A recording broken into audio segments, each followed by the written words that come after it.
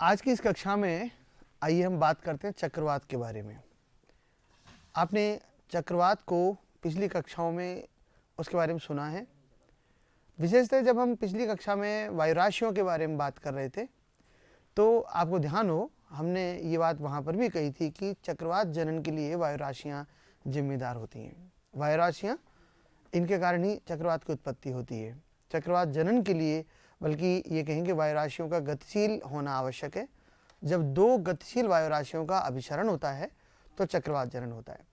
तो आइए उस चक्रवात के बारे में आज जानते हैं जो जलवायु विज्ञान की और विशेषतः जलवायु के बारे में जब हम बात करते हैं तो हम बहुत सारे चक्रवातों के बारे में सुनते हैं। जैसे अभी कुछ ही समय पहले चक्रवात जो भारतीय तट पर आ रहा था, उसके बाद में और भी हमारे पूर्वी एशियाई देशों में अभी चक्रवात आए हैं।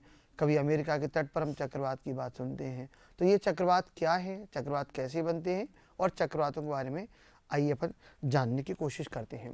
तो जो ये चक्रवात जो हैं इनको हम देखें कि जब दो तापीय भिन्न स्वभाव वाली वायुराशियाँ, यहाँ हम ध्यान दें जब हम वायुराशियों की बात कर रहे थे तो हमने कहा था कि वायुराशियाँ गर्म हो सकती हैं, वायुराशि ठंडी हो सकती है।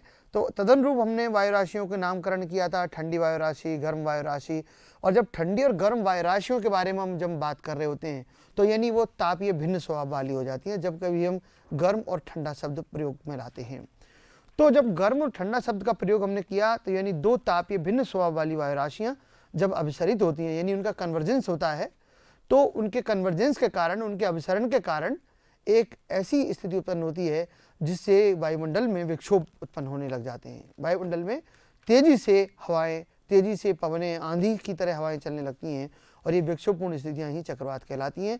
तो हम चक्रवातों की उत्पत्ति के लिए यही कह सकते हैं कि जब दो तापीय भिन्न स्वभाव वाली वायुराशियां अभिसरित होती हैं यानी उनका कन्वर्जेंस होता है तो चक्रवातों का जन्म होता है। उनके मिलने के कारण उनके जिस तल के सहारे ये दोनों वायुराशियाँ एक दूसरे के साथ अभिसरित होती हैं, एक दूसरे के संपर्क में आती हैं, वहाँ एक संक्रमण क्षेत्र उत्पन्न हो जाता है, ट्रांजिशनल जोन बन जाते हैं वहाँ पर। और इन ट्रांजिशनल जोन के सहारे अगर ये वायुराशियाँ जो अभिसरित हो रही हैं ये तापीय भिन्न स्वभाव वाली हैं यानी एक गर्म एक ठंडी है, तो ऐसी दशा में वाताग्रों का जनन भी होता है यानी वाताग्र बन जाते हैं, फ्रंट्स बन जाते हैं। तो ये जो चक्रवात जनन की क्रिया है ये मूलतः दो तापीय भिन्न स्वभाव वाली वायुराशियों के साथ प्रारंभ होती है यानी जब उनका अभिसरण होगा तो चक्रवातों का जनन होगा। दूसरी बात जब हम चक्रवातों के बारे में करते हैं कि जब दो तापीय भिन्न स्वभाव वाली वायुराशियाँ यदि अभिसरित होंगी तो वाताग्रों का निर्माण भी होगा। तो हम इस वाताग्र जनन को इस रूप में भी ले सकते हैं कि वाताग्रों का निर्माण सामान्यतः शीतोष्ण चक्रवातों का लक्षण है, क्योंकि गर्म और ठंडी वायुराशियों का अभिसरण जो होता है वो शीतोष्ण क्षेत्रों में होता है, शीतोष्ण कटिबंध में होता है। उष्ण कटिबंध में जो वायुराशियाँ अभिसरित होती हैं उनमें गर्म और ठंडी व्यवहारतः होती हैं, परंतु दोनों ही वो उष्ण वायुराशि होती हैं। एक उष्ण आर्द्र होगी और एक उष्ण शुष्क होगी, लेकिन ठंडी और गर्म वायुराशियाँ एज सच उष्ण कटिबंधीय क्षेत्र में नहीं होती हैं।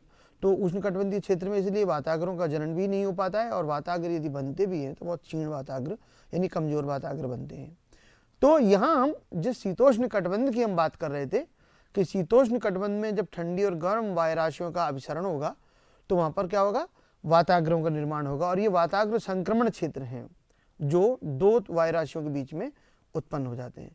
हम आपको एक बार याद दिलाना चाहेंगे, पिछली कक्षा में जब हम पढ़ रहे थे वायुराशियों के बारे में तो आपने शायद ध्यान दिया हो, ये कहा था कि एक वायुराशि एक वायु का ऐसा विशाल खंड है, ऐसा विशाल विस्तार है जिसमें तापमान की, दाब की और आर्द्रता की, प्रवणता की दशा क्षैतिज स्तर में लगभग समान रहती है। अर्थात हम ये कह सकते हैं कि एक वायुराशि में ताप, दाब और आर्द्रता की लगभग एक क्षैतिज रूप में, यानी हम अगर हम धरातल के सापेक्ष चलें तो समानता बनी रहेगी, प्रवणता की समानता रहेगी, तो यानी बहुत न्यून दर से परिवर्तन होता है और वो भी समान दर से।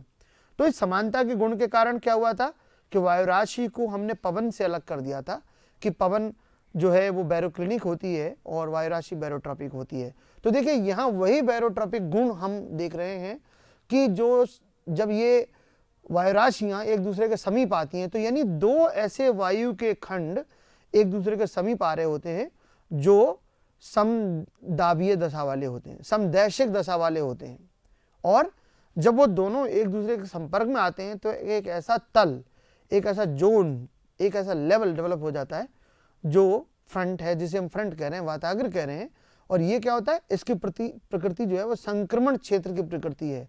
संक्रमण क्षेत्र का अर्थ है कि उनके अपने गुण नहीं है, बल्कि दोनों आसपास की जो वायुराशियां, जो एयर मास आ रही हैं, उनके गुणों को वो आत्मसात करता है। और दोनों के मिश्रण गुण के कारण इसकी अपनी प्रकृति जो है वो समान दशा वाली नहीं रह जाती। इसलिए हमने वहाँ पर भी आपको बताया कि ये जो वाताग्र होते हैं, ये जो फ्रंट्स डेवलप होते हैं, ये फ्रंट्स क्या है, ये बैरोक्लिनिक होते हैं नेचर में। यहाँ पर देखिए, इस संक्रमण क्षेत्र की प्रकृति के बारे में एक बात और आपको बता दें, जितनी वायुराशियाँ अपनी एक शांत स्वभाव के लिए जानी जाती हैं, उतने ही वाताग्र अपने चंचल यानी तीव्र स्वभाव के लिए जाने जाते हैं। उनमें बहुत तेजी से परिवर्तन होते हैं, ताप में, दाब में, पवन की दिशा में, आर्द्रता के मान में।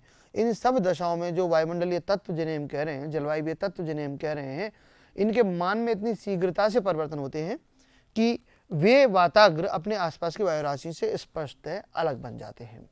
तो देखिए, यहाँ हम जब वायुराशियों के बारे में जब ये जानने लगते हैं कि वायुराशियाँ क्या हैं, और जहाँ हमने इसमें एक आपको स्पष्ट बताया कि वाताग्रों का निर्माण मूलतः शीतोष्ण चक्रवातों की घटना है, तो हमें ये ध्यान रखना होगा कि ये जो हम वाताग्र और वातांश जैसे शब्दों को जब कभी हम पढ़ेंगे, सुनेंगे, तो वो यानी शीतोष्ण चक्रवातों से संबंधित होंगे।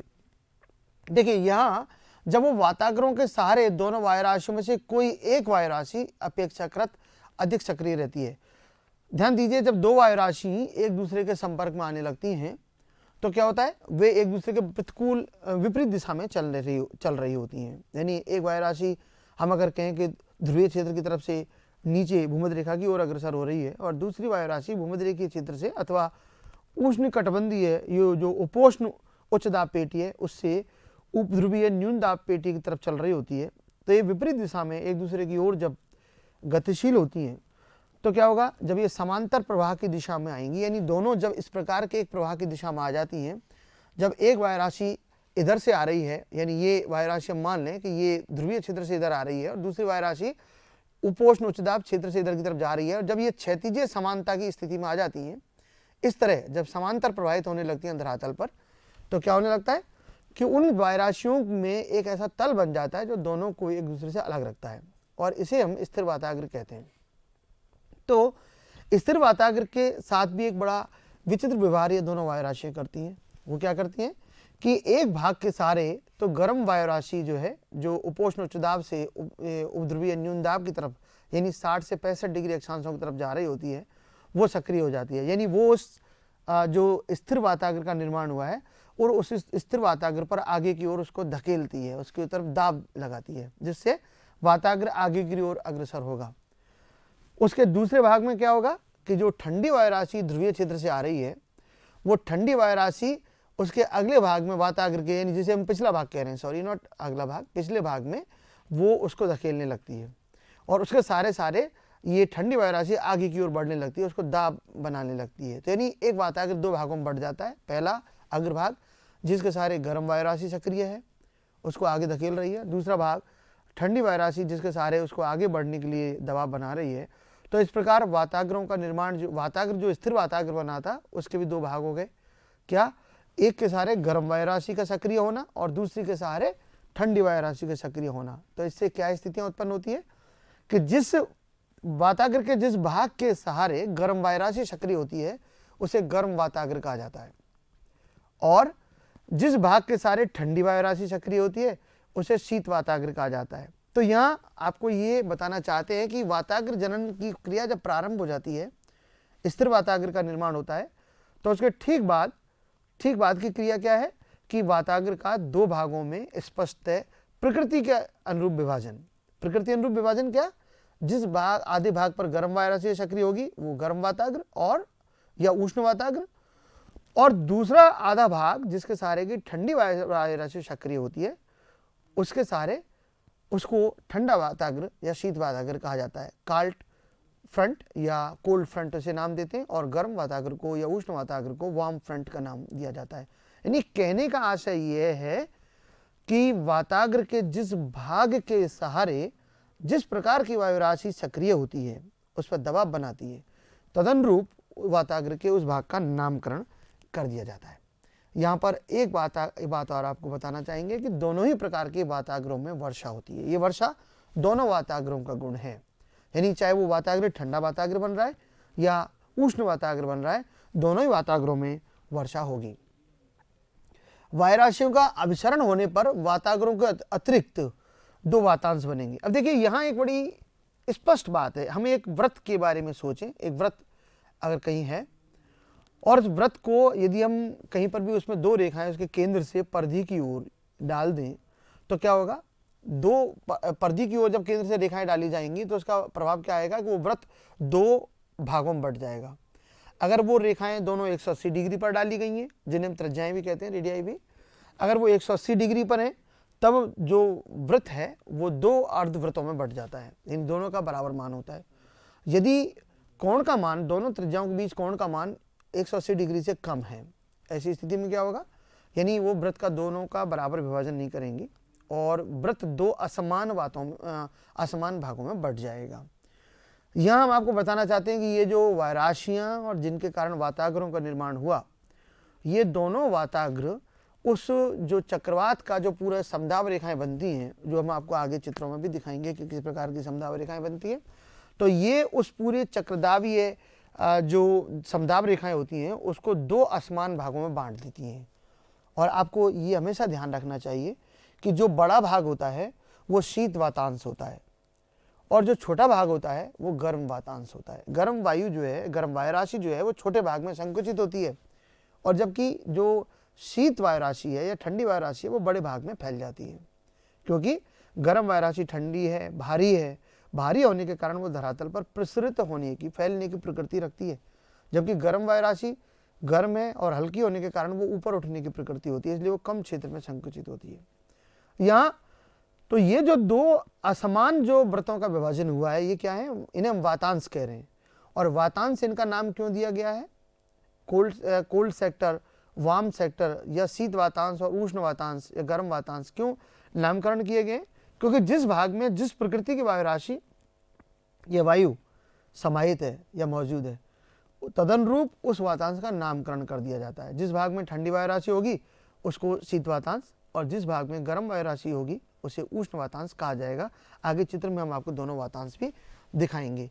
यहाँ इन वातांशों की जो हम बात कर रहे थे, तो हमें अब ये ध्यान रखना होगा, एक चक्रवात की स्थिति में क्या होगा कि दो वाताग्र और दो वातांश निर्माण होता है। यहाँ वातांशों में वर्षा नहीं होती है। क्यों नहीं होती है, क्योंकि ध्यान दीजिए अभी हम क्या कह रहे थे कि वातांशों के किस प्रकार नामकरण किया गया है कि जिस भाग में ठंडी वायु राशि होगी वहां पर क्या होगा, उसे शीत वातांश कहेंगे। ठंडी वायु राशि का मतलब पूरे भाग में एक प्रकार की समदैशिक दशा वाली वायु राशि एयर मास मौजूद है। चूंकि समदैशिक है, उसमें हलचल नहीं हो रही है, हलचल नहीं होगी तो सामान्य धाराएं नहीं बनेगी। ये हमने आपको पिछली बार भी बताया कि वायु राशियों में सामान्य धाराओं का अभाव होता है। तो जब सामान्य धाराएं नहीं बनेंगी तो फिर मेघ निर्माण नहीं होगा, क्लाउड फॉर्मेशन नहीं होगा, और क्लाउड फॉर्मेशन यदि नहीं होगा तो क्या होगा, वर्षा नहीं होगी, प्रेसिपिटेशन नहीं होगा। तो इसलिए वातांश चूंकि समदैशिक दशा, समदैशिक स्थिति वाली वायु के स्थित होने के कारण बने हैं, उनमें विक्षोभ नहीं होते हैं, उनमें सामान्य धाराएं, कन्वेक्शनल करंट्स नहीं होते हैं, और इस कारण से क्या होगा, वहाँ पर के क्लाउड फॉर्मेशन, मेघ निर्माण नहीं होता है और वर्षण की क्रिया नहीं होती है। तो आप इन सब चीज़ों को यदि हम मिला के देखें कि वातांशों में वर्षा क्यों नहीं होती है, तो हमें समझना चाहिए क्योंकि वातांशों में चूंकि वहाँ वायुराशियाँ मौजूद होती हैं और जिस भाग में वायुराशि मौजूद है और वो समदैशिक दशा वाली जब वायु खंड मौजूद है तो उसमें क्या होगा, वहाँ हलचल नहीं होगी, विक्षोभ नहीं होंगे और इस कारण से वर्षा नहीं होगी। वातांश अपनी प्रकृति के अनुरूप मौसम को प्रभावित करते हैं, यानी क्या होगा, जिस भाग पे जब ये चक्रवात आगे की ओर चलने लगता है तो जिस भाग में क्या होगा, शीत वातांश स्थापित हो जाएगा। एक बहुत बड़ा चक्रवात, मान लीजिए ये 500 वर्ग किलोमीटर क्षेत्रफल पर फैला हुआ है। अब 500 वर्ग किलोमीटर क्षेत्रफल पर मान लीजिए एक भाग में शीत वातांश है, आ गया है, दूसरे भाग में क्या हुआ है, उष्ण वातांश है, गर्म वातांश आ गया है। तो जिस भाग में शीत वातांश बैठा हुआ है वहां पर क्या होगा, वहां ठंडक बढ़ा देगा, यानी तापमान में गिरावट हो जाएगी। शुष्कता तो रहेगी, ठीक है, वाष्पीकरण की दर धीमी हो जाएगी, लेकिन क्या होगा, वहाँ तापमान में कमी होगी। और दूसरी तरफ क्या होगा, जहाँ उष्ण वातांश बैठा हुआ है वहाँ पर तापमान में वृद्धि हो जाएगी, वाष्पीकरण की दर में वृद्धि हो जाएगी, लेकिन फिर भी सामान्य धाराएं जो है वो क्षीण रहेंगी, क्योंकि वो गर्म वायु राशि है ये वाली और ये ठंडी वायु राशि है। तो दोनों वायु राशि क्षेत्र में इसलिए सामान्य धाराओं का अभाव रहेगा, लेकिन मौसमी दशाएं क्या रहेंगी, इनके बारे में हम आगे भी विस्तृत चर्चा करेंगे कि वातांशों में किस प्रकार के मौसम निर्माण होता है। पर हमें ये ध्यान रखना होता है कि वाताग्रों में वर्षा होती है, वातांशों में वर्षा नहीं होती, और वातांश अपनी प्रकृति के अनुरूप मौसम को प्रभावित करती हैं। आइए देखिए, इस चित्र हम देखते हैं गौर से।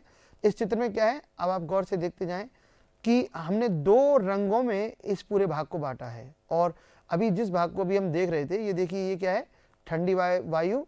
और ठंडी वायु जिस भाग के सारे आप तीरों को देख रहे हैं, एक नीले रंग की एक सीमा के साथ ये तीर अपना दबाव बना रहे हैं, तो उसको नाम, क्योंकि जिसके सारे ठंडी वायु राशि या ठंडी वायु सक्रिय हो रही है वो क्या होगा, शीत वाताग्र। दूसरा क्या हुआ, ये देखिए ये गर्म वायु है, और गर्म वायु जिस भाग के सारे सक्रिय हो रही है वो उष्ण वाताग्र हो गया। ठीक है, अब देखिए यहाँ पर ये ठंडी वायु है, ये पूरा क्षेत्र जो है वो क्या भरा हुआ है, ये शीत वातांश बन गया। तो जिस आसमानी रंग में जो आप भाग देख रहे हैं, ये क्या है, इसमें ठंडी वायु समाहित है, स्थित है, इसलिए इसको शीत वातांश नाम दिया गया है। और इस भाग में क्या हुआ, जहाँ पर गर्म वायु समाहित है उसे उष्ण वातांश नाम दिया गया है। इस प्रकार हम एक चक्रवात के विभिन्न भागों को हम देखते हैं। अब यहाँ पर हम क्या कर रहे हैं, इसमें इस चित्र के बाद में जो हमने चित्र देखा, वापस देखिए ये एक वाताग्र था, जो वाताग्र 2 भागों में बट गया। नीले रंग का आप देख रहे हैं, वहां पर क्या हुआ है, कोल्ड, जो आप देख रहे हैं कोल्डर ड्रायर एयर मास, यानी ठंडी लेकिन शुष्क वायु राशि इस नीले भाग के सारे सक्रिय हो रही है ना। नीले भाग के साथ क्या हो रहा है, ठंडी वायु राशि सक्रिय हो रही है। तो ये नीले रंग में हम जो दिखा रहे हैं वो क्या है, वो शीत वाताग्र है। और दूसरा देखिए, अब लाल रंग से जैसे दिखा रहे हैं वो क्या हुआ है, वो वाम या गर्म वायु राशि उसके सारे उसकी ओर बढ़ रही है, तो यानी वाम फ्रंट है या उष्ण वाताग्र है। इस उष्ण वाताग्र के सहारे इन नीले और गर्म, ये नीले और लाल रंग के वो जो 2 वाताग्र यानी शीत और उष्ण वाताग्र जो आपको दिखाए गए हैं, इन वाताग्रों के बीच में जो आप तीर देख रहे हैं, वाम मॉइस्ट एयर मास जहाँ लिखा हुआ है, ये गर्म वातांश बन गया है। और जबकि इसके बाहर वाला जो आप क्षेत्र देख रहे हैं वो शीत वातांश या कोल्ड सेक्टर बन गया है। और जो एल आप अक्षर लिखा देख रहे हैं अंग्रेजी का, ये क्या है, ये लो प्रेशर है। क्योंकि आप ध्यान हुआ आपको, जब चक्रवात निर्माण होता है, चक्रवात जब बनता है तो चक्रवात का केंद्र सदैव न्यून दाब केंद्र होता है। तो एल यहाँ दिखा रहा है कि ये न्यून दाब केंद्र है, और इसके दोनों ओर क्या हुआ है, एक तरफ गर्म वाताग्र और दूसरी तरफ शीत वाताग्र का निर्माण हुआ है। यहाँ देखिए, इन्हीं वाताग्रों को हम इस प्रकार देख सकते हैं। आप इस चित्र में देख रहे हैं कि जब गर्म वाताग्र, यानी ये जो लाल रंग की आप जो रेखा देख रहे हैं, इसके साथ जो लाल तीर आप ऊपर उठते हुए देख रहे हैं, इनके नीचे आप मेघ निर्माण देख रहे हैं। उसके ये जो आप मेघ निर्माण देख रहे हैं, हम इस क्षेत्र की बात कर रहे हैं, ये वाला क्षेत्र जहाँ पर मेघ निर्माण, ये मेघ बने हुए हैं, ये गर्म वाताग्र है। इसके दूसरी तरफ देखिए, ये नीले रंग की जो रेखा देख रहे हैं, ये शीत वाताग्र, और यहाँ पर भी आप मेघ निर्माण देख रहे हैं।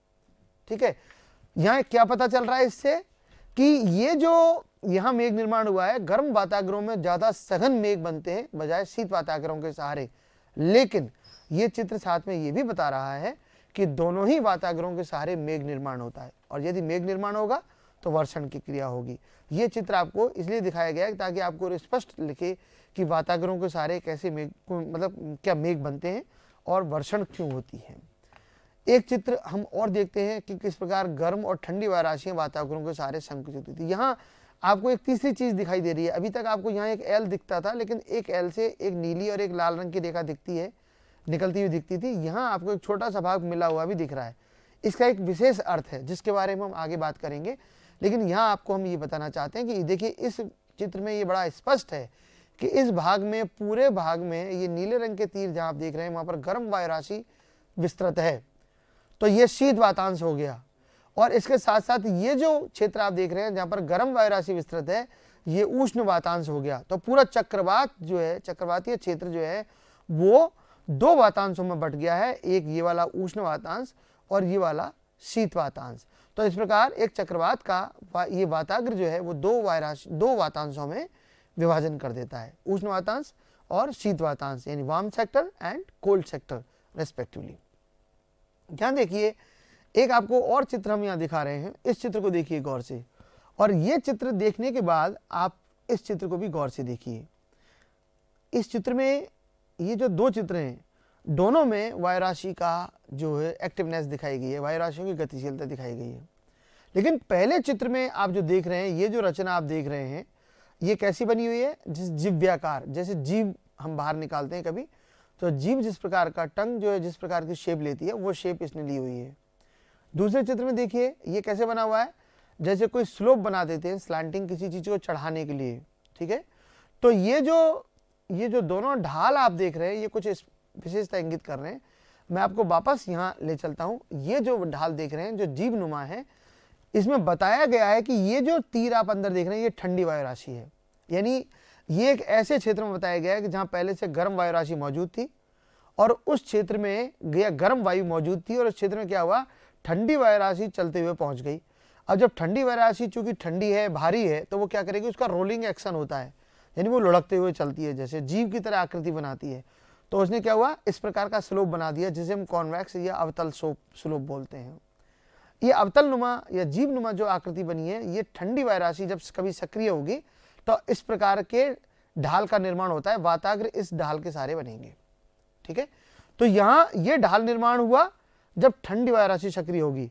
अब देखिए दूसरी में हम आपको दिखाएं, अब आपको शायद स्पष्ट हो। इस चित्र में क्या दिखाया गया है कि यहाँ पहले से ठंडी वायु मौजूद है, लेकिन इस ठंडी वायु वाले क्षेत्र में क्या हुआ, गर्म वायु राशि का प्रवेश हुआ।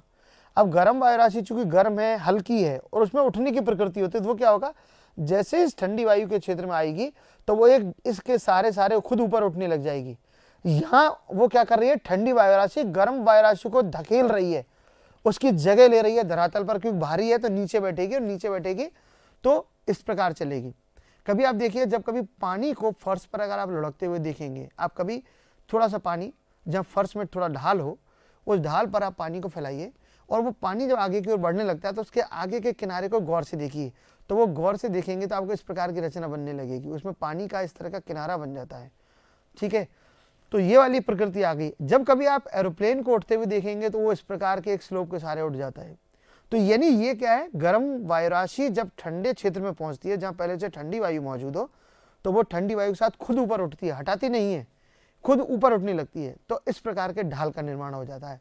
यानी आपको बताना चाहते हैं कि जब कभी गर्म वायु राशि सक्रिय होती है तो इस प्रकार के ढाल का निर्माण होता है, और जब कभी ठंडी वायु राशि सक्रिय होती है तो इस प्रकार के ढाल का निर्माण हो जाता है। अब आप जो पिछले चित्र हमने जो देखे थे, अभी इससे पहले जो चित्र आपको देखे थे, उन चित्रों को आप गौर से देखिए कैसे ढाल बन रहे हैं इनमें।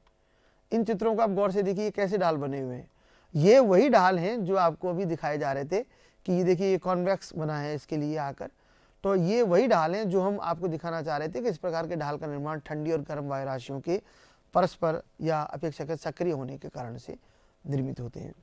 यहाँ हम आपको जो बात, अब चक्रवातों की जब हम एक रचना के बारे में एक थोड़ा सा अनुमान ले लेते हैं या समझ लेते हैं, तो एक बात आती है कि वाताग्रों की तीव्रता के बारे में क्या है। क्या वाताग्रों की तीव्रता पूरे हर प्रकार के चक्रवात में बराबर रहती है या सदैव बराबर रहती है? तो हमें ये ध्यान रखना चाहिए कि वाताग्र यानी फ्रंट जो है, उनकी जो एक्टिवनेस है, उनकी जो इफेक्टिवनेस है, वाताग्रों की तीव्रता वायु राशियों के बीच ताप प्रवणता के समानुपातिक होती है। यानी हम आपको यहाँ ये बताना चाहते हैं कि जितना वायु राशियों के तापमान में अंतर अधिक होगा, यानी एक वायु राशि ठंडी है, एक वायु राशि गर्म है। ठंडी का मतलब देखिए, हम दो वायु राशियों के तापमान की यहाँ तुलना करते हैं। मान लीजिए एक वायु राशि हम जिसे हम गर्म वायु राशि कह रहे हैं, उसका तापमान 20 डिग्री सेल्सियस है। दूसरी वायु राशि जिसे हम ठंडी वायु राशि कह रहे हैं, उसका तापमान 18 डिग्री सेल्सियस है। यहाँ तापमान में अंतर केवल 2 डिग्री सेल्सियस का है, लेकिन चूंकि एक अपेक्षाकृत गर्म है इसलिए वो गर्म वायु राशि कहलाएगी, दूसरी अपेक्षाकृत ठंडी है इसलिए वो ठंडी वायु राशि कहलाएगी, ठीक है। लेकिन क्या हुआ, जब यही 20 डिग्री सेल्सियस वाली वायु राशि किसी ऐसी वायु राशि के संपर्क में आ जाए जिसका तापमान 25 डिग्री सेल्सियस हो, तो जिसे अभी हम गर्म वायु राशि कह रहे थे 20 डिग्री सेल्सियस मान के साथ, वो क्या होगा, जब 25 डिग्री सेल्सियस वाली वायु राशि के संपर्क में आएगी तो अब ये 20 डिग्री वाली वायु राशि ठंडी वायु राशि कहलाएगी और 25 डिग्री सेल्सियस वाली वायु राशि गर्म वायु राशि कहलाएगी। यानी गर्म और ठंडी वायु राशियों का जो है वो हम ये कहेंगे कि इन दोनों की जो तुलना है, इनका जो नामकरण है वो सापेक्षिक है। डिपेंड इस बात पर करता है कि कौन सी वायु राशि यहाँ अभिसरित हो रही है, ठीक है। तो यहाँ तापांतर 2 डिग्री सेल्सियस की बात हम कर रहे थे। अब एक हम उदाहरण लेते हैं, एक वायु राशि का तापमान 20 डिग्री सेल्सियस और दूसरी का 18 डिग्री सेल्सियस, अंतर कितना हुआ, 2 डिग्री सेल्सियस। दूसरा उदाहरण लीजिए, एक वायुराशि का तापमान 20 डिग्री सेल्सियस और दूसरी का मात्र 5 डिग्री सेल्सियस है, तो अंतर कितना हुआ 15 डिग्री सेल्सियस। तो ताप प्रवणता मान किस में ज्यादा होगा, जिनमें तापांतर अधिक है। यानी उदाहरण 2 में जहां 20 डिग्री सेल्सियस और 5 डिग्री सेल्सियस वाली वायुराशियां जब अपसरित होंगी तो उनके बीच में ऊष्मा का स्थानांतरण ज्यादा अधिक तेजी से होगा, बजाय पहले उदाहरण के जिसमें कि 20 डिग्री सेल्सियस और 18 डिग्री सेल्सियस यानी 2 डिग्री सेल्सियस तापांतर वाली वायुराशियां अपसरित हो रही हैं। तो ताप प्रवणता का मान जितना अधिक होता है उतनी ही वाताग्रों की तीव्रता अधिक होती है। यानी दूसरे उदाहरण में जहां 20 डिग्री सेल्सियस और 5 डिग्री सेल्सियस वाली वायुराशियां एयर मासेस कन्वर्ज हो रहे हैं, अपसरित हो रहे हैं, उनमें वाताग्र जो बनेंगे वो अधिक तीव्र बनेंगे, फ्रंट्स की इफेक्टिवनेस ज़्यादा होगी इसमें बजाय पहले केस के। यहाँ दूसरी बात हम जो आपको बताना चाहते हैं वो ये है कि शीतोष्ण चक्रवातों की उत्पत्ति 2 तापीय भिन्न वायुराशियों के अपसरण से होती है। ये हमेशा ध्यान रखें, जब कभी शीतोष्ण चक्रवातों की हम बात करेंगे तो हमें 2 तापीय भिन्न यानी जो भिन्न तापीय स्वभाव वाली वायुराशियां शब्द हमें लिखना आवश्यक होता है। जब तक हम इसे नहीं लिखेंगे हम शीतोष्ण चक्रवातों की उत्पत्ति को जस्टिफाई नहीं कर पाते, उसे नहीं बता पाते। उसमें वायुराशियों का तापीय भिन्न होना बहुत आवश्यक है। तीसरी बात जो हम आपको और इसमें आगे बताना चाहते थे कि उष्णकटिबंधीय चक्रवातों की, अभी जो बात की आपसे वो शीतोष्ण चक्रवात टेम्परेट साइक्लोन्स थे। अब जो ट्रॉपिकल साइक्लोन्स की हम आपको बात बताना चाहते हैं कि जो उष्णकटिबंधीय चक्रवात बनते हैं, उष्णकटिबंधीय चक्रवात कहाँ बनेंगे, जो उष्णकटिबंधीय क्षेत्र है यानी 5 डिग्री उत्तरी अक्षांश से लेकर और 25 डिग्री उत्तरी अक्षांश तक, या 5 डिग्री दक्षिण अक्षांश से लेकर 25 डिग्री दक्षिण अक्षांश तक, ये आदर्श दशाएं हैं। ठीक है, क्योंकि तापीय कटबंध जो ताप सूर्य की स्थिति है, जो सूर्य का जो गमन रहता है उत्तरी गोलार्ध और दक्षिणी गोलार्ध में, उसके साथ साथ कटबंधों की स्थिति भी परिवर्तित होती रहती है। तो यहाँ आदर्श दशा में हम क्या कहते हैं, 5 डिग्री से 25 डिग्री अक्षांशों के बीच में। तो उष्णकटिबंधीय चक्रवातों की स्थिति जो उत्पत्ति है वो इस क्षेत्र में होती है। और यहाँ क्या होगा कि दोनों ही वायुराशियां अपेक्षाकृत गर्म होंगी। फर्क केवल इतना होगा, एक महाद्वीपीय भाग पर जन्म ले रही होगी और दूसरी महासागरीय भाग पर, जिनके लिए आपको शायद ध्यान हो, एक बार फिर हम दोहरा देते हैं। आपको वायुराशियों के केस में हमने बताया था कि जो वायुराशियां महासागरों पर जन्म लेती हैं उन्हें मैरीटाइम या सागरीय वायुराशि कहा जाता है, और जो वायुराशियां महाद्वीपीय भाग पर जन्म लेती हैं उनको कॉन्टिनेंटल एयर मासेज या महाद्वीपीय वायुराशि कहा जाता है। उनके लिए स्मॉल सी अक्षर का प्रयोग करते हैं और सागरीय वायुराशियों के लिए स्मॉल m अक्षर का प्रयोग करते हैं। तो ये क्या होगा, उष्णकटिबंधीय क्षेत्र में दोनों वायुराशियां कौन सी होंगी, एक CT small C capital T यानी कॉन्टिनेंटल ट्रॉपिकल, और दूसरी MT इन स्मॉल m और कैपिटल T मैरीटाइम ट्रॉपिकल सागरीय उष्णकटिबंधीय, और पहली वाली क्या थी, महाद्वीपीय उष्णकटिबंधीय वायुराशि, लेकिन दोनों ही गर्म होंगी। तो इसलिए उष्णकटिबंधीय चक्रवातों की जो उत्पत्ति होती है वो किसमें होती है, जब 2 लगभग समान तापीय परंतु आर्द्रता भिन्नता, यहाँ ध्यान दीजिए, शीतोष्ण कटिबंधीय चक्रवातों की जब हम बात कर रहे थे, शीतोष्ण चक्रवातों की हम बात कर रहे थे, तो हम कह रहे थे 2 तापीय भिन्न स्वभाव वाली वायुराशियों के अपसरण से, तो वहां वाताग्रों का निर्माण बता रहे थे। और यहाँ क्या बता रहे हैं, 2 लगभग तापीय समान परंतु आर्द्रता भिन्नता, यानी ह्यूमिडिटी कंटेंट उनमें होगा वो डिफरेंट होगा। And why this difference, reason being, क्योंकि जो वायुराशि महाद्वीप पर जन्म लेगी, कॉन्टिनेंटल पार्ट पर जन्म लेगी, वहां पर क्या होगा, वाटर वेपर की कमी होगी, जल का अभाव होगा, और जल अभाव के कारण से क्या होगा, वो वायुराशि, वो एयर मास रिलेटिवली ड्राई होगा। दूसरी वायुराशि क्या होगी, जो वायुराशि सागरीय भाग पर जन्म ले रही होगी, तो उसमें क्या होगा, वाटर कंटेंट ज्यादा होगा, और वाटर कंटेंट ज्यादा होने के कारण से वो आर्द्र वायुराशि बन जाएगी। अब यहाँ क्या हुआ, दोनों वायुराशियां जो उष्णकटिबंधीय चक्रवातों के निर्माण के लिए अभिसरित हो रही हैं या होती हैं, कन्वर्ज होती हैं, उनमें क्या होता है, दोनों की तापीय दशा लगभग समान होती है, टेम्परेचर दोनों का लगभग सेम हो सकता है, may be A small variation but not much. ऐसी स्थिति में क्या होगा कि समान तापीय दशा आ गई, लेकिन आर्द्रता भिन्नता कैसे, एक मॉइस्ट एयर मास है जो सागर पर जन्म लिया है जिसने, एक ड्राई एयर मास है जिसने कॉन्टिनेंट पर जन्म लिया है, और ऐसी वायुराशियों के अपसरण से उष्णकटिबंधीय चक्रवातों का जन्म होता है। लेकिन एक बात दोनों चक्रवातों के जन्म से स्पष्ट होती है कि दोनों ही प्रकार के चक्रवातों यानी शीतोष्ण और उष्णकटिबंधीय के लिए सदैव वायु राशियों का अवसरण होता है। जब तक वायु राशियों का अवसरण नहीं होगा तब तक चक्रवातों की उत्पत्ति नहीं होती है। कई बार ये प्रश्न आता है कि क्या पवनों के अवसरण से भी हो सकता है। यहाँ आपको बता दें कि वायु राशियाँ चूंकि दो आपको कल्पना की थी हमने उस समय के, दो रेल के डिब्बे की तरह माने, यानी दोनों की अपनी प्रवाह की सीमाएं हैं। पवन की इस प्रकार की सीमा स्पष्ट सीमा नहीं होती है और पवन बैरोक्लिनिक होने के कारण उनमें मिश्रण की प्रकृति होती है, जबकि वायु राशियों में मिश्रण की प्रकृति नहीं होती है। ऐसी दशा में पवनों के अभिसरण से चक्रवातों का जन्म होना बहुत क्षीण स्वभाव के चक्रवात जन्म ले सकते हैं। बहुत क्षीण प्रकार के चक्रवात वहां पर भी बन सकते हैं, लेकिन स्पष्ट चक्रवात जिन्हें हम चक्रवात कह रहे हैं वो मूलतः वायु राशि का अभिसरण से निर्मित होते हैं। तो उनके लिए वायु राशियों का अभिसरण होना आवश्यक है।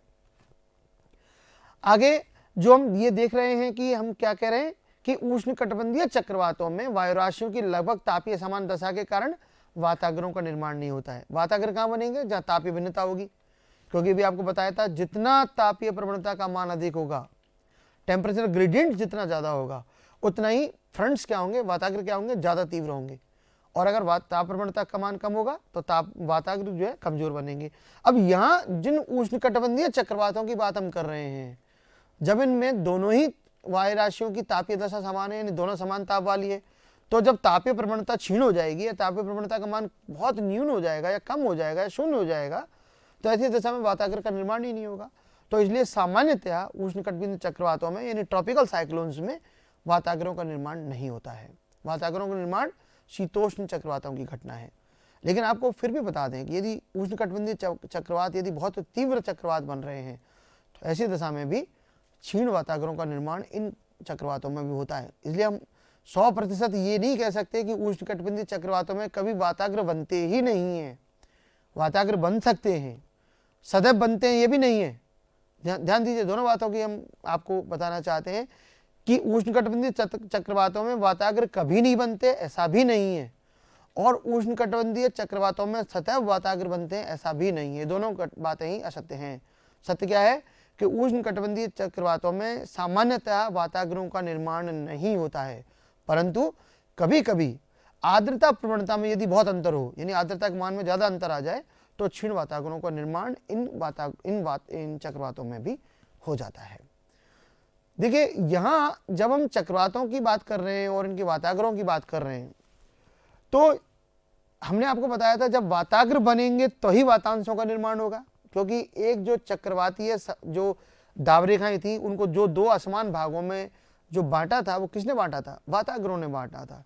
जब भाई यहाँ वाताग्र ही नहीं बन रहे हैं तो वातांश भी नहीं बनेंगे, क्योंकि उसका विभाजन भी नहीं हो रहा है। पूरे चक्रवातीय क्षेत्र में समान ताप वाली वायु का प्रसार हो जाएगा, लेकिन उसकी आर्द्रता में भिन्नता रहेगी।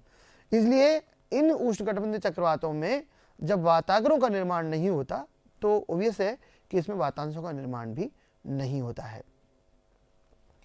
और देखिए कि उष्णकटिबंधीय चक्रवातों में वायु राशियों की आर्द्रता में उच्च भिन्नता क्या हुआ कि एक शुष्क वायु राशि आ रही है, एक आर्द्र वायु राशि आ रही है, तो दोनों में बहुत अंतर हो गया। तो उच्च भिन्नता के कारण से कभी कभी क्षीण वाताग्रों का निर्माण होता है जो अल्पावधिक होते हैं, यानी छोटी अवधि के लिए, कम समय के लिए ये वाताग्र एग्जिस्ट करते हैं और उसके बाद ये स्वतः समाप्त हो जाते हैं। और इन चक्रवातों की बात जिनकी हम कर रहे हैं, उष्णकटिबंधीय चक्रवातों की, इन क्षीण वाताग्रों में इनका अस्तित्व बहुत कम समय के लिए तो रहता ही है, साथ में इनमें जो मौसमी हलचल हैं, जिस प्रकार के बहुत तेज तूफान उठने की घटनाएं होती है वो इनमें नहीं हो पाती है। ठीक है, वो घटनाएं शीतोष्ण चक्रवातों से ही जुड़ी हुई हैं। यहाँ एक बात जो शीतोष्ण चक्रवातों के बारे में हम आपको बताना चाहते हैं कि शीतोष्ण चक्रवात स्थलीय भाग पर अधिक सक्रिय रहते हैं, यानी जब तक कोई टेम्परेट साइक्लोन कॉन्टिनेंटल पार्ट पर यानी महाद्वीपीय भाग पर अग्रसर होगा, चलेगा, तब तक वो बहुत विनाशकारी होगा। और जैसे वो सागरीय भाग पर पहुंच जाता है कमजोर पड़ जाता है। उसका कारण है, क्योंकि देखिए आप ध्यान दें कि शीतोष्ण चक्रवात की उत्पत्ति के लिए हमने क्या कारण बता रहे थे कि तापीय भिन्नता, दो तापीय भिन्न स्वभाव वाली वायु राशियों का अपसरण होगा तो शीतोष्ण चक्रवातों का निर्माण होगा। जब ये चक्रवात, ये वायु राशियां जब सागरीय भाग पर पहुंच जाएंगी तो क्या करेंगी? देखिए, जब ये सागरीय भाग पर पहुंचेंगी तो सागर अपेक्षाकृत इससे या तो गर्म या ठंडे, तो वहां पर तापीय भिन्नता की प्रकृति आ जाएगी और उसके कारण से ऊष्मा का आदान प्रदान प्रारंभ हो जाएगा। किसके साथ? जल के साथ में। और ऐसी स्थिति में ये चक्रवात कमजोर पड़ने लग जाएंगे। लेकिन जब तक ये महाद्वीपीय भाग पर चलेंगे, भूभाग पर चलेंगे, तब तक इनके बीच में तापांतर स्थिर बना रहेगा। तब तक इनके बीच में तापांतर जो है, इनकी वायुराशियों के जो ताप का अंतर है वो बना रहेगा, और जब तक वो बना रहेगा तब तक ये चक्रवात जीवित रहेंगे, सक्रिय रहेंगे। इसलिए शीतोष्ण चक्रवातों के बारे में आपको ये ध्यान रखना चाहिए कि ये थल भाग पर यानी भूभाग पर या कॉन्टिनेंटल जिसे महाद्वीपीय भाग कह रहे हैं उस पर सक्रिय रहते हैं, जबकि सागरों पर जाकर ये कमजोर पड़ जाते हैं। और इनके बारे में एक बात और है शीतोष्ण चक्रवातों के बाद में कि जो उष्णकटिबंधीय चक्रवात हैं उनकी प्रकृति बिल्कुल इनके विपरीत होती है, यानी वो महासागरीय भाग पर अधिक सक्रिय रहते हैं, क्योंकि वहां पर आर्द्रता की जो अंतर है उनका वो स्थिर बना रहता है। और जैसे ही वो भूमि भाग पर चलने लगते हैं, भूभाग पर चलने लगते हैं, तो उनके बारे में क्या होता है, वो जो चक्रवात है उसमें वर्षा होगी, वर्षा की तीव्रता होगी, और इससे क्या होगा, वो आर्द्रता को लूज करेंगे, अपने वाटर कंटेंट जो उनमें समाहित है उसको वो वर्षण के रूप में खोने लगते हैं। और जब खोने लगेंगे तो दोनों ही वायुराशियां शुष्क वायुराशि होने लग जाएंगी, यानी दोनों ही वायुराशियों के बीच में जो आर्द्रता का मान जो प्रारंभ में बहुत अधिक अंतर वाला था वो कम होने लगता है। और जैसे जैसे आर्द्रता प्रवणता का मान कम होता चला जाएगा, आर्द्रता प्रवणता शब्द प्रयोग कर रहे हैं हम यहाँ पर, जैसे जैसे ह्यूमिडिटी ग्रेडियंट का मान कम होता चला जाएगा तो ये चक्रवात कमजोर पड़ने लग जाएंगे। और ये कहाँ पर संभव है, महाद्वीपीय भाग पर, क्योंकि महाद्वीपीय भाग पर आएंगे तो वर्षा करेंगे। तो इसलिए क्या होगा, आपने सुना होगा कभी कि उष्णकटिबंधीय चक्रवात जो ट्रॉपिकल साइक्लोन्स हैं, जो अक्सर जिनको आपने बंगाल की खाड़ी में आने वाले चक्रवात हैं, तमिलनाडु कोस्ट पर आने वाले चक्रवात हैं, उड़ीसा के तट पर आने वाले चक्रवात हैं, इन चक्रवातों के बारे में जब आप देखते हैं तो इनकी प्रकृति आपने देखी होगी कि ये सागरीय भाग पर यानी तटीय भाग पर बहुत विनाशकारी होते हैं, तटीय भूभागों पर ये तबाही मचा देते हैं। लेकिन जैसे ही ये भाग महाद्वीपीय आंतरिक भागों की ओर चलने लगते हैं, उनके ऊपर बढ़ने लगते हैं, तो ये कमजोर पड़ जाते हैं और इनकी जो विनाशता की जो शक्ति है वो क्षीण होने लगती है। लेकिन इनके बारे में एक बात और आपको ऐड करना चाहेंगे कि चाहे वो उष्णकटिबंधीय चक्रवात हो या शीतोष्ण चक्रवात हो, वो शीतोष्ण चक्रवात जिसकी अभी हम कह रहे थे कि वो महाद्वीपीय भाग पर ज्यादा सक्रिय होते हैं और महासागरीय भाग पर कमजोर पड़ जाते हैं, तो ये जब अपने मार्ग में चलते हैं तो एक शीतोष्ण चक्रवात मान लीजिए महाद्वीपीय भाग पर जन्म लिया उसने, और वो बहुत तीव्र शक्ति वाला, तीव्र विनाशकारी चक्रवात है, आगे बढ़ते हुए सागरीय भाग पर पहुंचा और वो कमजोर पड़ने लगा। लेकिन सागरीय भाग पर से गुजरते हुए जब फिर कभी वो महाद्वीपीय भाग पर प्रवेश करेगा तो ध्यान दीजिए उसमें वापस वही शक्ति आने लगेगी जो पहले महाद्वीपीय भाग पर थी, और परिणाम क्या होगा कि महासागरीय भाग पर गुजरते हुए ये शांत रहा या कम विनाशकारी रहा, लेकिन जैसे ही ये महाद्वीपीय भाग पर अंदर महाद्वीपीय भागों में प्रवेश करता है तो ये पुनः विनाशकारी होने लग जाते हैं, इनके पास पुनः शक्ति का संचरण, इनका शक्ति संचार होने लगता है। और वो क्यों हुआ है, क्योंकि वही वायुराशियों में फिर गुण आने लगते हैं कि वो तापीय भिन्नता का गुण उनमें ज्यादा प्रबल होने लग जाता है। इसी प्रकार उष्णकटिबंधीय चक्रवातों की सुनिए कि इनमें क्या होगा कि उष्णकटिबंधीय चक्रवात सागरीय भाग पर या तटीय भाग पर सक्रिय रहते हैं, और वो महाद्वीपीय आंतरिक भाग में जब प्रवेश करेंगे तो उस समय क्या होगा कि वो कमजोर पड़ने लग जाएंगे। लेकिन जब महाद्वीप पर से गुजरते हुए आपने देखा होगा कई सारे चक्रवातों के बारे में बहुत सारी भविष्यवाणी होती है, वो इस मार्ग से गुजरेगा और इसकी इतनी शक्ति है, लेकिन बहुत सारी भविष्यवाणियों को हम कहते हैं अरे इसके बारे में तो ये बताया गया तो ये यहाँ से निकलेगा और बहुत भारी तबाही मचा देगा, लेकिन ऐसा कुछ नहीं हुआ, क्योंकि वो ट्रॉपिकल साइक्लोन उष्णकटिबंधीय चक्रवात जब जैसे जैसे जितनी अधिक दूरी तक महाद्वीपीय भागों में आएगा तो उसकी शक्ति कमजोर होने लगेगी, इसलिए अपनी वो उतनी तबाही नहीं मचा पाता है। लेकिन जब कभी वो महाद्वीप पर से गुजरते हुए पुनः सागरीय भाग पर पहुंचेगा तो उसमें फिर वही शक्ति आने लगती है और वो अधिक सक्रिय हो जाता है और पुनः वो तबाही मचाने लगता है। तो उष्णकटिबंधीय चक्रवात सागरीय भागों पर और शीतोष्ण चक्रवात महाद्वीपीय भागों पर अधिक विनाशकारी होते हैं। और ये जिस प्रकार आपको बताया गया कि इनकी शक्ति के बारे में कि कितनी विनाशकारी शक्तियाँ इनकी होती हैं, इन्हें आप आमतौर पर इन दिनों अखबारों में और मीडिया पर देख रहे हैं कि किस प्रकार ये तबाही मचाते हैं। ये जो आपको चक्रवात और प्रतिचक्रवात के बारे में भी हम एक छोटी सी तुलना यह करना चाहते हैं, क्योंकि जब हम इन दोनों नामों को सुनते हैं, एक चक्रवात यानी साइक्लोन और प्रतिचक्रवात यानी एंटी साइक्लोन, इन दोनों के बारे में एक छोटा सा अंतर हमें ध्यान रखना चाहिए कि चक्रवात, जब कभी हम चक्रवात का चित्र देखते हैं तो उसमें एक केंद्र भाग की ओर पवन प्रवाह की दिशा होती है, यानी सारे तीर अंदर की ओर घुस रहे होते हैं। और अगर प्रतिचक्रवात में हम देखेंगे तो उसमें तीर बाहर की ओर निकल रहे होते हैं, उस केंद्र से बाहर की ओर तीरों की दिशा होती है। यानी जब कभी आप किसी चित्र में बाहर की ओर तीर निकलते देखें तो वो प्रतिचक्रवात का चित्र है, और जिसमें तीरों को अंदर की ओर यानी केंद्र भाग की ओर अग्रसर होते हुए देखें तो वो चक्रवात का चित्र होता है। चक्रवात की तीव्रता अधिक होती है, जबकि प्रतिचक्रवात अपेक्षाकृत कम तीव्रता वाले होते हैं और विनाशकारी भी नहीं होते। क्षेत्रीय विस्तार चक्रवात का कम होता है और कम क्षेत्रीय विस्तार के कारण से क्या होता है, इनकी तीव्रता अधिक होती है, जबकि प्रतिचक्रवात का विस्तार एक बहुत बड़े क्षेत्र पर होता है। आपको शायद ध्यान हो हमने आपको बताया था कि वायुराशियों का जन्म प्रतिचक्रवातीय क्षेत्रों में होता है, क्योंकि वो अधिक क्षेत्र पर विस्तृत होते हैं, यानी अधिक बड़े भूभाग पर समदैशिक दशाएं स्थापित हो जाती हैं। और समदैशिक दशाएं स्थापित होंगी तो उसमें क्या होगा कि वायु समान गुण ग्रहण करने लगती है और वो वायुराशि के रूप में उत्पन्न होने विकसित होने लगती है, यानी एयरमास के रूप में उनका जन्म होने लगता है। तो ध्यान रहे, प्रतिचक्रवात का क्षेत्र अधिक विस्तार पर होता है। अगली बात यह है कि चक्रवातों में वर्षा होती है, जबकि प्रतिचक्रवातों में इसके ठीक विपरीत, मौसम हमेशा साफ रहेगा, कोई मेघ निर्माण नहीं होगा, आकाश एकदम साफ दिखाई देगा। ये दोनों के गुणों में अंतर है।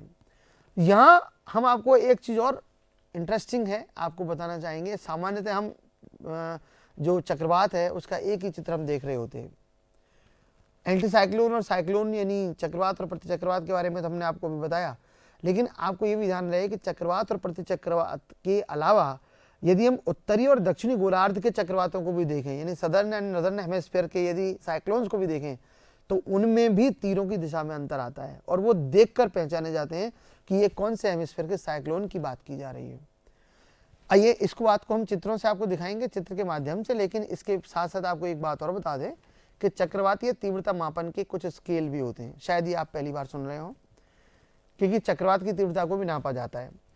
निसंदेह ये चीज़ें आगे की कक्षाओं में मौजूद होती हैं, लेकिन BA part first year BA यानी ग्रेजुएशन की क्लासेज में सामान्यतः इनके बारे में बात नहीं की गई। इवन बहुत सारी पुस्तकों में जो पोस्ट ग्रेजुएट लेवल की, वहाँ पर भी इस तरह की चर्चा इनके स्किल्स के बारे में बताया गया है। तो आइए देखते हैं कि कौन कौन से स्किल्स हैं जो साइक्लोन्स की इंटेंसिटी मेजर करने के लिए यूज़ किए जाते हैं। एक है सैफिर सिम्पसन हरिकेन स्केल, दूसरा है ब्यूफोर्ट स्केल और तीसरा है रोसी, जिसे radius of outer closed isobars के नाम से जाना जाता है। रोसी के बारे में आगे आपसे बात करेंगे, पर ये 3 स्केल आप ध्यान रखें जो चक्रवातों की तीव्रता मापन के लिए काम में लाए जाते हैं। यहाँ रोसी स्केल में अक्षांशीय विस्तार, यानी एक चक्रवात कितने अक्षांशों के बीच में फैला हुआ है, तो उसके अक्षांशीय विस्तार के आधार पर चक्रवात की तीव्रता का प्रदर्शन किया जाता है। ये रोसी स्केल कहलाता है जब कभी हम इस आधार को प्रयोग में लाते हैं। तो इसमें क्या है, शीतोष्ण और उष्ण चक्रवातों की आइए एक बार बात करते हैं कि शीतोष्ण और उष्ण चक्रवातों में भी कुछ अंतर होता है। सबसे पहला अंतर यह है कि शीतोष्ण चक्रवातों की उत्पत्ति 35 डिग्री से 65 डिग्री अक्षांशों के बीच में होती है और ये दोनों ही गोलार्धों में है, दोनों हेमिस्फीयर में है। जबकि उष्ण कटिबंधीय चक्रवातों का जन्म 10 डिग्री से 30 डिग्री अक्षांशों के बीच होता है। अभी आपको आदर्श दशा में 5 डिग्री से 25 डिग्री के बीच बताया गया था और वो आदर्श दशा है, लेकिन 10 से 30 डिग्री का एक बड़ा विस्तृत भाग है जिसमें उष्ण कटिबंधीय चक्रवात जन्म लेते हैं। दूसरा, शीतोष्ण चक्रवात में क्या होता है कि ठंडी व गर्म वायुराशियों का अपसरण होता है, जबकि उष्ण कटिबंधीय चक्रवात के केस में ड्राई और मॉइस्ट यानी शुष्क व आर्द्र वायुराशि का अपसरण होता है। दोनों ही समानतापीय दशा वाली होती हैं उष्ण कटिबंधीय चक्रवात के केस में, जबकि शीतोष्ण चक्रवात में दोनों का तापांतर यानी एक ठंडी और एक गर्म होती है, तापांतर अधिक होता है। शीतोष्ण चक्रवातों में वाताग्रहों का निर्माण होता है, यहाँ ध्यान दें, जबकि इसमें उष्ण कटिबंधीय चक्रवातों में वाताग्रहों का निर्माण नहीं होता है। शीतोष्ण चक्रवातों में केंद्र तथा सीमांत भाग के बीच दाबांतर 10 से 20 मिलीबार तक का रहता है, जो शीत ऋतु में और बढ़ जाता है क्योंकि दोनों वायुराशियों के ताप में अंतर अधिक हो जाता है। ऐसी दशा में क्या होगा, ये तापांतर बढ़कर 35 मिलीबार तक पहुंच जाता है। जबकि उष्ण कटिबंधीय चक्रवात के केस में केंद्र तथा सीमांत भाग के बीच दाबांतर यानी दाब का अंतर ज़्यादा रहता है। केंद्र पर अधिक न्यून दाब के कारण ये अधिक न्यून दाब, यहाँ ध्यान दीजिए, दो कंट्रोवर्शियल वर्ड है, दो नॉट कंट्रोवर्शियल, दो कॉन्ट्राडिक्टरी वर्ड है, एक अधिक और एक न्यून दाब, यानी हाई लो प्रेशर की बात कर रहे हैं, एक्सट्रीम लो प्रेशर की बात की जा रही है। और ये एक्सट्रीम लो प्रेशर चूंकि उष्ण कटिबंधीय क्षेत्र में रहता है तो एक ये भाग बहुत ज़्यादा विनाशकारी हो जाता है और यहाँ पर एक आई फॉर्मेशन होता है जिसे चक्रवात की आंख कहते हैं। यहाँ देखिए, शीतोष्ण चक्रवात में देखेंगे तो समदाब रेखाएं इन चक्रवातों की दीर्घवृत्ताकार इलिप्टिकल यानी वैजाकार वी शेप में भी होती हैं या वी आकार की होती हैं, और इसलिए जब उनकी चूंकि वो पूर्ण वृत्त की तरह नहीं होती हैं तो उनमें दो अक्ष जो बनते हैं, दीर्घ अक्ष और लघु अक्ष, ये दोनों क्या होते हैं हमें आपको आगामी चित्र में एक में दिखाएंगे। पर दो अक्ष जाने कि इसमें दीर्घ अक्ष और दीर्घ अक्ष और लघु अक्ष का निर्माण होता है, long axis and short axis. और ये जो लॉन्ग एक्सिस है वो शॉर्ट एक्सिस की डबल होती है लगभग लंबाई में, जबकि इसमें समदाब रेखाएं वृत्ताकार या सममित अंडाकार यानी सिमेट्रिक एक्स शेप होती हैं, इसलिए अक्ष का अनुपात 2:3 या 1:1 रहता है। शीतोष्ण चक्रवात जो है उसमें औसत स्थानांतरण दिशा पूर्व की ओर होती है, यानी पूर्व दिशा की ओर, ईस्ट साइड में चल रहे होते हैं। ध्यान दीजिए, ऐसा क्यों होता है? क्योंकि ये चक्रवात, आप शायद ध्यान दें, शीतोष्ण चक्रवात जिनकी हम बात कर रहे हैं, शीतोष्ण कटिबंधीय क्षेत्र में चलते हैं। और शीतोष्ण कटिबंधीय क्षेत्र, टेम्परेट जोन, वो हैं जिनमें कि पछुआ पवनें चलती हैं, यानी पश्चिम से पूर्व की ओर पवनें चल रही होती हैं। तो पवन प्रवाह की दिशा क्या है? पश्चिम से पूर्व की ओर। और आपको हमने पिछली कक्षा में क्या बताया था कि वायुराशियां जो हैं वो पवन प्रवाह की दिशा में अग्रसर होती हैं। तो यानी चक्रवात भी कहाँ जाएंगे? जिस तरफ पवन चल रही है। तो औसत स्थानांतरण की दिशा, पवन प्रवाह की दिशा चूंकि पूर्व की ओर होती है, इसलिए ये चक्रवात भी पूर्व की ओर चलते हैं। जबकि उष्ण कटिबंधीय चक्रवात औसत उनकी दिशा जो है पश्चिम की ओर होती है। ये उत्पत्ति बैरोक्लिनिक दिशाओं में और वाताग्र बैरोक्लिनिक होते हैं। क्योंकि संक्रमण दशाओं की बात की गई थी, तो ये बैरोक्लिनिक दशाएं होती हैं और वाताग्र भी बैरोक्लिनिक होते हैं। उत्पत्ति बैरोट्रोपिक दशाओं में होती है। बैरोट्रोपिक क्यों? क्योंकि आर्द्रता का अंतर नहीं है, तो वो आर्द्रता का अंतर है, ताप का अंतर नहीं है। तो तापांतर अधिक न होने के कारण से इनमें दाब का अंतर भी अधिक नहीं होता है। इसलिए क्या होता है, ये समदाबीय दशा वाली वायुराशियों का अपसरण से हो रहे हैं, इसलिए ये बैरोट्रोपिक दशाओं में इन चक्रवातों का जन्म होता है। इसलिए शीतोष्ण चक्रवातों में देखें तो केवल वाताग्रों में वर्षा होती है, वातांशों में नहीं होती है। जबकि इस उष्णकटिबंधीय चक्रवात के केस में अगर हम देखें तो संपूर्ण चक्रवातीय क्षेत्र में वर्षा होती है। द्वितीयक, इसमें क्या होता है, शीतोष्ण चक्रवातों में द्वितीयक चक्रवातों का जन्म होता है। सेकेंडरी साइक्लोन्स भी बनते हैं, इनमें कोई द्वितीयक चक्रवात नहीं बनते। शीतोष्ण चक्रवात ज़्यादा बड़े क्षेत्रफल पर फैले होते हैं और ये कम क्षेत्रफल पर फैले होते हैं। और कम क्षेत्रफल फैलने होने के कारण से ये अधिक विनाशकारी होते हैं उष्णकटिबंधीय चक्रवात तुलनात्मक शीतोष्ण चक्रवातों की। क्योंकि ये ज़्यादा बड़े क्षेत्रफल पर फैलते हैं तो इनकी जो ऊर्जा है वो ज़्यादा बड़े क्षेत्रफल पर फैल जाती है, इससे ये इनका विनाशकारी जो क्षमता है वो कम हो जाती है। इसलिए ये ज़्यादा बड़े क्षेत्रफल पर फैलने के कारण कम विनाशकारी हैं, ये कम क्षेत्रफल पर फैलने के कारण से अधिक विनाशकारी हैं। वायुराशियों के घनत्व में अंतर से चक्रवात को ऊर्जा और शक्ति प्रदान होती है। क्योंकि एक वायुराशि क्या है, ठंडी है तो उसका घनत्व ज़्यादा है, दूसरी वायुराशि गर्म है उसका घनत्व कम है। तो घनत्व में अंतरण के कारण से क्या होगा, चक्रवातों को एनर्जी मिलती है। जबकि आर्द्रता संघनन से मुक्त गुप्त ऊष्मा, ये गुप्त गलत लिखा है, इसमें गुप्त ऊष्मा है, और आर्द्रता संघनन से मुक्त गुप्त ऊष्मा से चक्रवात को ऊर्जा शक्ति प्रदान होती है। तो दोनों चक्रवातों को कहाँ से एनर्जी मिल रही है, वो क्यों इतना विनाश करते हैं, तो वो शक्ति के स्रोत भी दोनों में अलग अलग हैं। इसी प्रकार इनका एक अंतर और ये कि स्थानांतरण की गति कम होती है। शीतोष्ण चक्रवात, टेम्परेट साइक्लोन कंपेरेटिवली धीमी गति से अग्रसर होते हैं, जबकि जो उष्णकटिबंधीय चक्रवात हैं वो अपेक्षाकृत अधिक तीव्र गति से आगे की ओर बढ़ते हैं।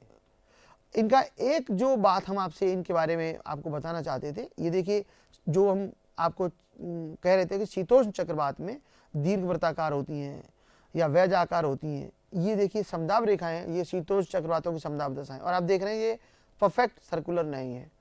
तो इसमें जो दो एक्सिस बनी है, इनमें एक ये लॉन्ग एक्सिस है और ये शॉर्ट एक्सिस है। यहाँ से और यहाँ तक का जो भाग ये एक्सिस अगर देख रहे हैं तो ये इस भाग, यहाँ से इस भाग तक की तुलना में छोटा है। ये जो एक्सिस है यहाँ, दूसरा देखिए ये उष्णकटिबंधीय चक्रवातों की समदाब रेखाएं। तो पहला अंतर तो हम ये देखते हैं कि समदाब रेखाओं के चित्र के माध्यम से ये अंतर बता सकते हैं कि ये कौन से चक्रवात की बात की जा रही है। अगर ये ऐसा चित्र बनाया गया है तो ये शीतोष्ण चक्रवात का है, और ऐसा चित्र बनाया गया है तो ये उष्णकटिबंधीय चक्रवात का है। यहाँ देखिए, अब हम आपको जो उष्णकटिबंधीय चक्रवात जो दिखा रहे थे, इसमें देखिए ये जो एक्सिस है ये दीर्घ अक्ष है, इसे लॉन्ग एक्सिस कहते हैं, और ये जो एक्सिस है ये लघु एक्सिस है, जिसे हम शॉर्ट एक्सिस कहते हैं। एक्सिस को पूरी रेखा न मानिए, अब केवल इस भाग से और इस भाग तक की बात है, ये एक्सिस की लंबाई है। यहाँ ग्रीन यानी हरी रेखा जो आप देख रहे हैं, इसकी यहाँ से लेकर और यहाँ तक की जो भाग है वो लॉन्ग एक्सिस है। तो जैसा आपको बताया कि लॉन्ग एक्सिस इसमें बड़ी होती है और वो लघु एक्सिस की या शॉर्ट एक्सिस की लगभग दुगनी होती है। और इसमें ये जो है वो जो दाब समदाब रेखाएं हैं ये दीर्घवृत्ताकार हैं, लगभग इलिप्टिकल हैं शेप में। इसी प्रकार हम उष्णकटिबंधीय चक्रवात की अगर देखें तो इसकी वृत्ताकार रेखाएं समदाब रेखाएं लगभग वृत्ताकार हैं। इसमें दोनों अक्ष जो हैं वो दीर्घ अक्ष और लघु अक्ष लगभग दोनों बराबर हैं। ये जो है दोनों में अंतर है। आइए अब आपको दिखाते हैं कि उत्तरी गोलार्ध में हम जो आपसे बात कर रहे थे कि उत्तरी गोलार्ध और दक्षिणी गोलार्ध के जो चक्रवात होते हैं उनमें भी अंतर होता है। तो देखिए, ये अगर हम एक माने, चाहे वो शीतोष्ण हो या उष्णकटिबंधीय हो, शीतोष्ण होगा तो दीर्घ वृत्ताकार बन जाएंगी और उष्णकटिबंधीय है तो वृत्ताकार हो गई हैं।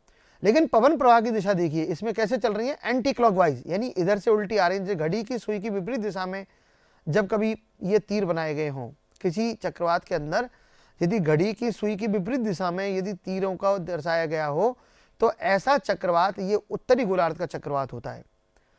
ध्यान दीजिए, फिर देखें कि घड़ी की सुई के विपरीत दिशा में, जिस तरह घड़ी की सुई कैसे चलती है, इस प्रकार से घड़ी की सुई चल रही होती है, जबकि यहाँ तीरों की दिशा क्या है, ये, यानी घड़ी की सुई की दिशा के विपरीत दिशा में जब कभी पवन, ये तीरों को दर्शाया गया हो, पवन प्रवाह हो रहा हो, तो ये उत्तरी गोलार्ध का चक्रवात है। इसके विपरीत अगर हम दक्षिणी गोलार्ध का चक्रवात देखें तो देखिए कैसे चल रही है, क्लॉकवाइज, यानी घड़ी की सुई की दिशा में। जिस प्रकार घड़ी की सुइयां चलती हैं, ठीक उसी प्रकार में पवन प्रवाह की दिशा इन चक्रवातों में है। तो ये चक्रवात जो है वो दक्षिणी गोलार्ध का चक्रवात है। वो चाहे दीर्घ वृत्ताकार समदाब रेखाएं हों या वृत्ताकार समदाब रेखाएं हों, पवन प्रवाह की दिशा यानी वायुराशियों के गमन की दिशा ये पवन है, क्योंकि चक्रवाती क्षेत्र में पवनें चलेंगी, तो पवन प्रवाह की दिशा यदि इस प्रकार है तो ये दक्षिणी गोलार्ध के चक्रवात हैं। यहाँ हम शीतोष्ण चक्रवातों के प्रकार यदि हम बात करें तो 3 प्रकार के चक्रवात शीतोष्ण चक्रवातों में बनते हैं। एक गतिक, जिसे डायनेमिक टेम्परेट साइक्लोन कहते हैं, दूसरा तापीय, जिसे थर्मल टेम्परेट साइक्लोन कहते हैं, और तीसरा द्वितीयक यानी सेकेंडरी टेम्परेट साइक्लोन कहते हैं। ये गतिक क्या होते हैं, जब ठंडी व गर्म वायुराशियों का अवसरण होगा तो ऐसे इनकी अवसरण से गतिक चक्रवातों का निर्माण होता है, और ऐसे चक्रवात महाद्वीपों पर सक्रिय रहते हैं ज़्यादातर। जबकि तापीय चक्रवात क्या होगा, जब ग्रीष्म काल में, ध्यान दीजिए, ग्रीष्म काल में महाद्वीपों पर तथा शीतकाल में महासागरों पर तापजन्य न्यून दाब उत्पन्न, क्योंकि क्या होगा, शीतकाल में महाद्वीपीय भाग ज़्यादा ठंडे होते हैं और सागरीय भाग अपेक्षाकृत गर्म होते हैं। तो यानी सागरीय भागों पर अपेक्षाकृत तापमान अधिक रहता है। अधिक तापमान के कारण वहाँ पर low pressure, relatively low pressure की कंडीशन आती है, और उस लो प्रेशर जबकि उसके सराउंडिंग भाग में हाई प्रेशर है, उच्च दाब है, इसके कारण से क्या होगा, वहाँ पर एक क्षीण चक्रवात जन्म करने लगते हैं, और ये तापीय अंतर के कारण से बन रहे हैं। ऐसे चक्रवातों को तापीय चक्रवात कहा जाता है। और ठीक ऐसी दशा ग्रीष्म काल में महाद्वीपों पर होती है। क्या होगा, महाद्वीपों पर तापमान, ग्रीष्म काल में तापमान अधिक रहेगा, अधिक रहने के कारण से वहाँ पर अपेक्षाकृत न्यून दाब उत्पन्न हो जाएगा, जबकि उसके समीपवर्ती भागों में जो सराउंडिंग एरियाज है वहाँ पर रिलेटिवली हाई प्रेशर रहेगा, और इसके कारण से जो वीक थर्मल साइक्लोन डेवलप हो जाते हैं। ऐसे चक्रवात जो है वो तापीय चक्रवात कहलाते हैं। द्वितीयक चक्रवात की बात आपने अभी थोड़ी देर पहले भी सुनी थी, और द्वितीयक चक्रवात क्या होते हैं, द्वितीयक क्यों कहा गया है, इसके बारे में आप जानिए कि जब कभी शीतोष्ण चक्रवात का अवसान हो जाता है, यानी जब शीतोष्ण चक्रवात समाप्त हो जाता है, तो उसके बाद क्या होता है कि वायुराशियाँ जो ऊर्ध्वाधर समांतर हो जाती हैं वो आगे की ओर अग्रसर होती हैं, और जब ऐसी वायुराशियाँ जब कभी सागरीय भाग के ऊपर से गुजरती हैं तो वहाँ पर क्या होगा, सागरीय भाग के और उन वायुराशि के तापमान में अंतर होने के कारण से पुनः एक तापांतर की दशा उत्पन्न हो जाती है, जिसके कारण से दाबांतर होता है और एक छोटी अवधि का क्षीण चक्रवात जन्म लेता है। चूंकि ये मुख्य चक्रवात के अवसान के बाद इसकी उत्पत्ति हो रही है, इसलिए इसे द्वितीयक चक्रवात कहा जाता है, लेकिन ये क्षीण और कम अवधि वाले चक्रवात होते हैं। चक्रवात जनन के सिद्धांतों की बात अगर हम करें तो चक्रवात जनन के 3 सिद्धांत बताए गए हैं। एक तापजन्य मत, जो भी आपको बताया गया, जिसके कारण से तापजन्य चक्रवात जन्म लेते हैं। दूसरा गतिक मत, जो भी आपको बताया कि गतिक चक्रवात जब ठंडी और गर्म वायुराशियों का अपसरण होगा तो उसके कारण से गतिक यानी डायनेमिक, उसके कारण से शीतोष्ण चक्रवातों का जन्म होता है, और ये गतिक मत है चक्रवात जनन का। लेकिन इनमें सबसे जो महत्वपूर्ण मत है, वो सिद्धांत है, वो है वाताग्र लहर मत। वाताग्र लहर का जो मत है कि वाताग्र लहर उत्पन्न होती है और जिसके कारण से जो चक्रवातों का जन्म होता है, ये अपने आप में एक महत्वपूर्ण प्रक्रिया है चक्रवात जनन को समझाने के लिए। यहाँ हम शीतोष्ण चक्रवातों की उत्पत्ति के बारे में इस सिद्धांत द्वारा समझा सकते हैं। आइए अगली कक्षा में हम शीतोष्ण चक्रवातों की उत्पत्ति कैसे होती है इसके बारे में पढ़ेंगे। इस कक्षा में हमने पढ़ा कि किस प्रकार चक्रवात क्या होते हैं, किस प्रकार चक्रवातों का नामकरण किया जाता है, चक्रवातों की जनन के लिए उत्तरदायी कारक कौन कौन से हैं, चक्रवातों में जो अगर हम देखें कि चक्रवातों में वाताग्र और वातांश कब बनते हैं, क्यों बनते हैं, आदि आदि कारकों के बारे में, आदि आदि घटनाओं के बारे में हमने इस कक्षा में जाना। धन्यवाद।